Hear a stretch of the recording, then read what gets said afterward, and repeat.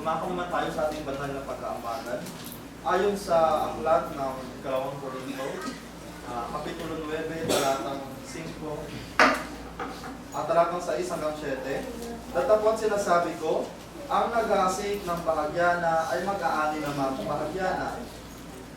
At ang nag-aasik na sagana ay mag-aani namang sagana. Magbigay ang bawat isa ayon sa ipinasya ng kanyang puso. Huwag mabigat sa loob o dahil sa kailangan, sapagkat iniibig ng Diyos ang nagbibigay na masaya. Sama-sama po natin buksan ang ating himnaryo sa hymn number 571.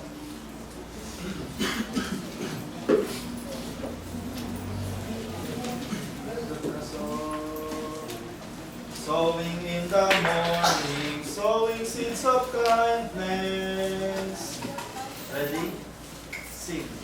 Sowing in the morning, sowing seeds of kindness, sowing in the noontide, in the newly eve, waiting for the harvest, in the time of reaping, we shall come rejoicing, bringing in the sheaves, bringing in the sheaves, bringing in the sheaves, we shall come rejoicing, bringing in the sheaves, bringing in the sheaves, bringing in the sheaves.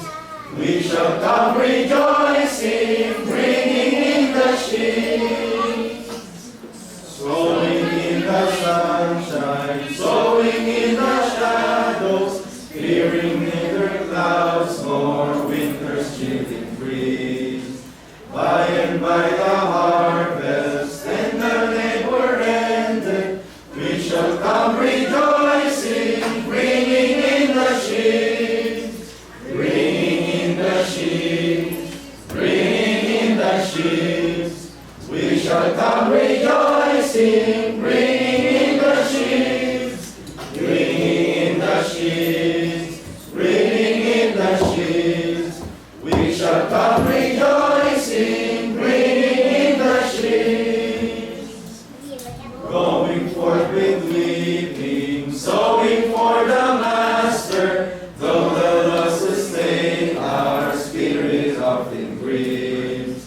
When our weeping's over, He will bid us welcome.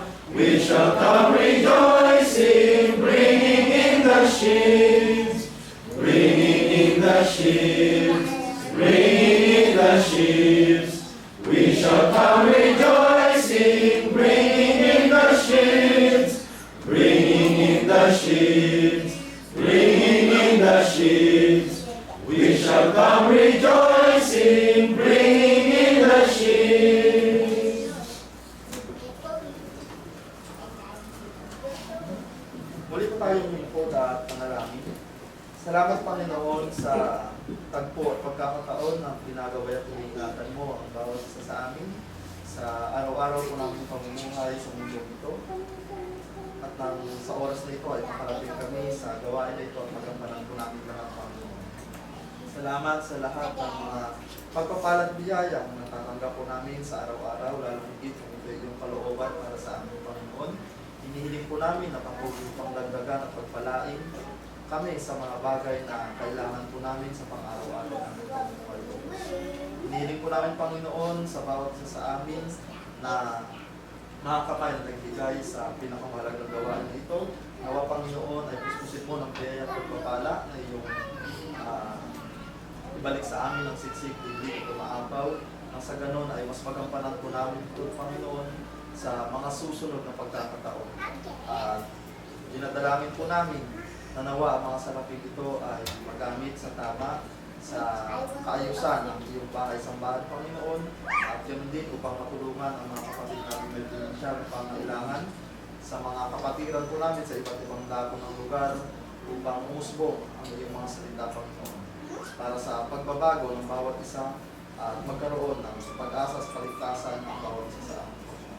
Dinadalangin po namin na dagdagan niyo pa ang pag-iingat at gawain kami sa mga susunod pang mga araw at linggo na aming tatahakin sa mundong ito, Panginoon, na kami ay bigkisin mo ng iyong pag-ibig at pananampalataya sa lahat ng pagkakataon. Ang lahat po ng ito ay aming idinadalangin Nagpapasalamat sa tamang pangalan ng Jesus. Amen.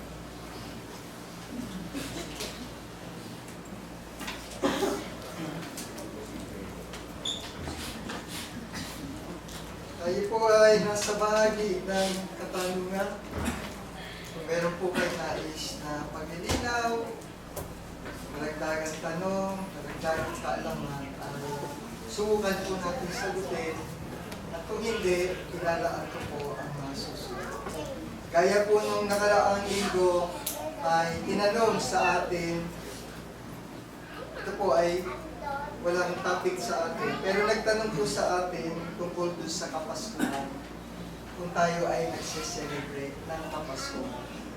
Actually po ay nais ko sana i-share sa inyo ito sa GC. Lahat po ba kayo ay nasa GC na? Sino po ang hindi member ng GC natin? Abay, mawawala kayo po. Pa-accept lang po kayo ni Brother at nang na-update kayo po.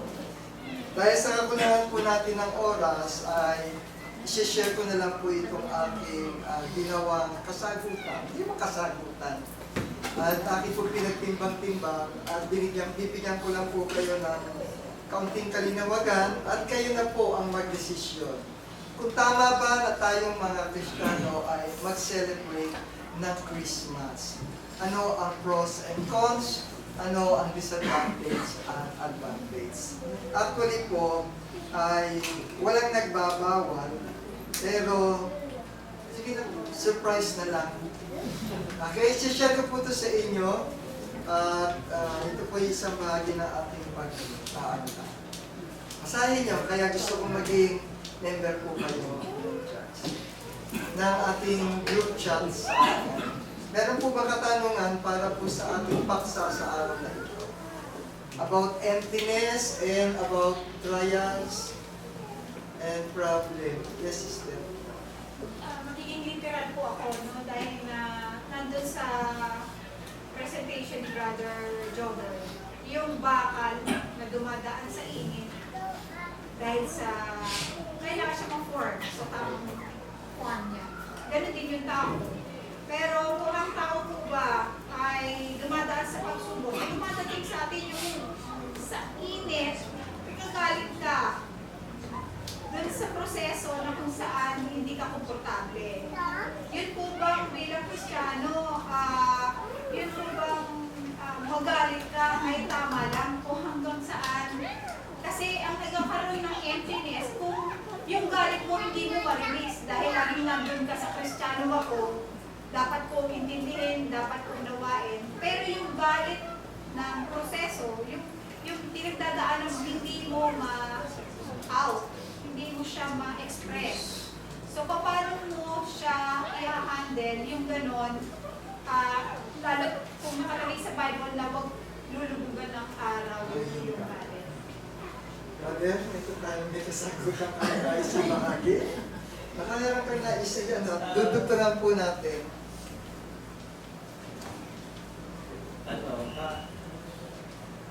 Ang di mo ba, nawala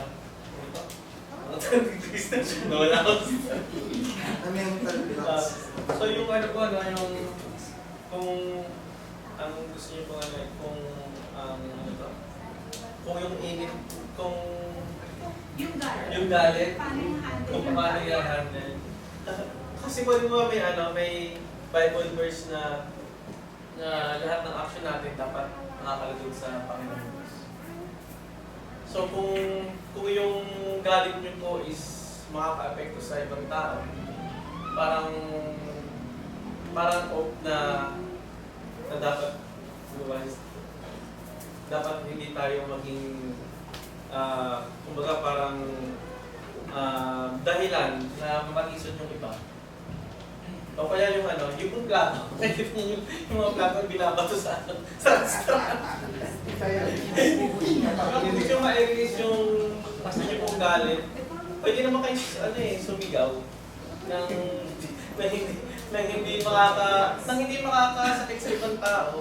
Diba? Yung, kumbaga, nasa din po yun nasa, kumbaga kung kasi kung talagang